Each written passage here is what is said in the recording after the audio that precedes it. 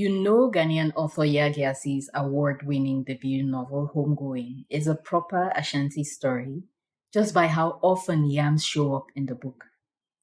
Yams are there on page 3, burning in the fateful forest fire in whose scorching aftermath the events of the novel unfold.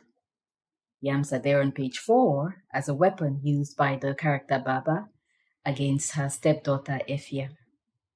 And as the story unfolds, yams show up as dowry, as trade item, as a community staple, and as much more, confirming what the author states in the second paragraph of the book, that in Ashanti land, yams are a most precious crop known far and wide to sustain families. Yaa Gyasi does not tell the story of how and why yams came to be so important to the Ashanti people. However, in this episode, we will go digging for some yams as we sample more food-related folklore in modern African literature. Hello, friends, and welcome to the Mythological Africans podcast, where we read and talk about stories from African mythology and folklore. I am your host, Helen Nde.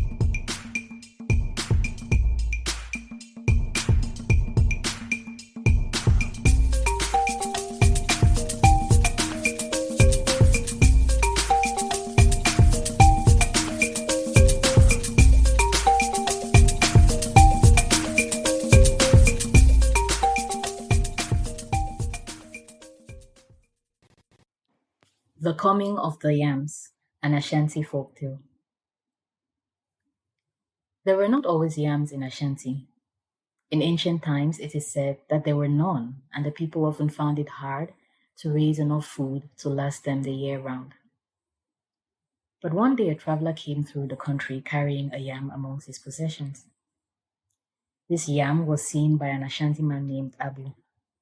It made him think. If we had this yam growing in our country, we would have something really worthwhile. And so Abu told his friends, we wouldn't have to fear famine the way we do now. So he decided to search for yams so that his people could plant them. He took his weapons and began his journey. He walked for many days. And everywhere he went, he asked people if they knew where he could find the country where the yams grew. Sometimes they told him it was this way, and sometimes they told him it was that way. It was a long journey, but at last he found it. He looked at the fields and saw yams growing everywhere. He asked people where he would find the king, and they directed him. He went to the king's house and explained why he had come. In my country, there are no yams, Abu said, and the people are often hungry. If you could give me some yams to take back, we could plant them, and there would be no more hunger. The king listened and considered. He said, I will think about it. And he had Abu put up and cared for in his guest house.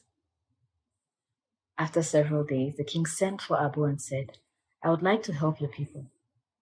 But when they are well fed and strong, they may think of going to war against their weaker neighbors. This would not happen, Abu said, because my people are peaceful. And is it not true that people who are hungry may go to war to relieve their misery? Still, the king said, if they are ambitious, I would be risking a great deal to help you. However, if you will bring me a man from your tribe to live here as a hostage, I will give you the yams. And so Abu returned to Ashanti land and went to his father's house and told him what he had learned. Father, he said, you have many sons. Send one of them as a hostage to the king of the yam country, and then we can have yams to feed the people. But his father could not bring himself to send any of his sons into exile, and so he refused. Abu went to his brothers and told them of the offer of the king of the yam country. He asked them to send one of their sons as a hostage, but like their father, they turned away and refused. So in desperation, Abu journeyed again to the yam country and told the king that he couldn't find anyone to act as hostage. Then I am sorry, the king said firmly, but I can't give you the yams without security. Abu returned home sadly, for he saw no solution. And when he came again to his village, he remembered his sister who had only one son. He went to her and told her the story. She said to Abu, I have only one son, and if he should go, I would have none. Then we are lost, Abu cried. You are the last hope. In many lands there are yams. Here there are none, and the people are doomed to be hungry. His sister listened while he told how yams could change the lives of the people, and at last, Abu's sister consented. Then he returned to the king of the yam country with his sister's son and gave him as a hostage.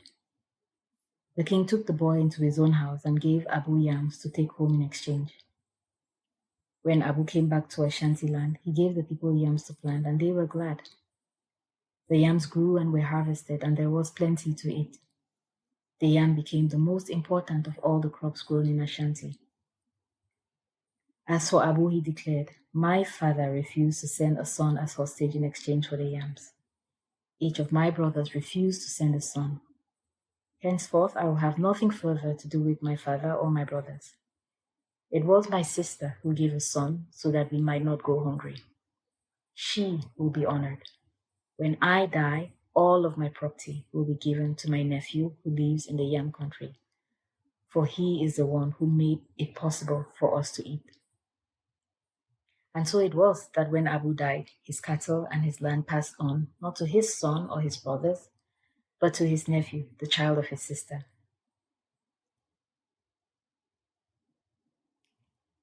This story of how yams came to Ashanti people is most likely based on fact. The first known version of the story, at least that I am aware of, appears not as a folk tale, but as a historical account in a book written by Carl Christian Reindhoff. And this book was written in 1895.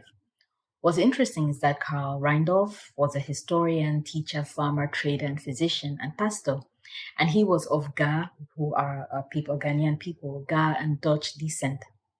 He began his research into the history of the people in what was known as the Gold Coast in the early 1860s, and eventually published it under the title History of the Gold Coast and Ashanti, based on traditions and historical facts, comprising a period of more than 3 centuries from about 1500 to 1860. If you know anything about books from this era, they did not skimp on words when they were doing their titles.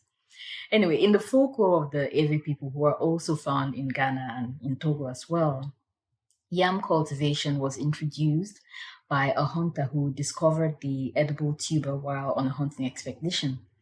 And since it was a time of famine, he hid the root in the soil to keep it safe and went away for some time. And then he returned.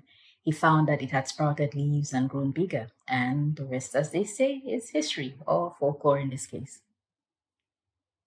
Yams are actually a very important food across West Africa. One could easily speak of the yam civilizations of West Africa, just as one speaks of the grain crop civilizations in Europe and Middle East, and we all know how important those are. Large-scale yam cultivation and trade already existed on the West African coast by the time the first European explorers arrived on the continent in the 16th century.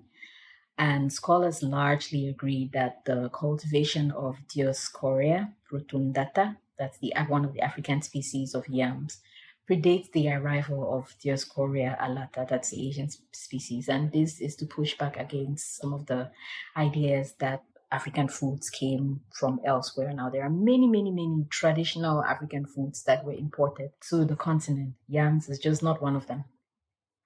So it's believed that organized yam cultivation and trade emerged about 5,000 years ago as people migrated southwards into the forested regions of the African continent to escape the devastation of the Saharan desertification process. However, there is archaeological evidence which suggests that some level of yam cultivation already existed on the continent as far back as 50,000 years before present time. Now, a significant number of West Africa's most culturally developed kingdoms and civilizations, whether we're talking about those of the Ashanti or Dahomey or Ife or Benin or the Igbo, are all yam civilizations. And what this means is that to these people, the crop wasn't simply a staple food. The societies organized significant aspects of their non-material culture around its cultivation, trade, and consumption. One only has to think of the many yam festivals of different West African people to believe this. And there's a good paper in the notes, as well as many links to information about the different yam festivals in their current iterations. Here is a fun fact. Did you know that there are some similarities between West African yam folklore and festivals and those of the indigenous peoples of Australia and Melanesia? There's not enough to imply a direct relationship, but it does make you wonder, doesn't it? Here's another fun fact. According to the Food and Agricultural Organization, 75 million metric tons of yams were produced in the world in 2020, and practically all of these were by 5 West African countries. Can you guess which? The answer is in the episode notes.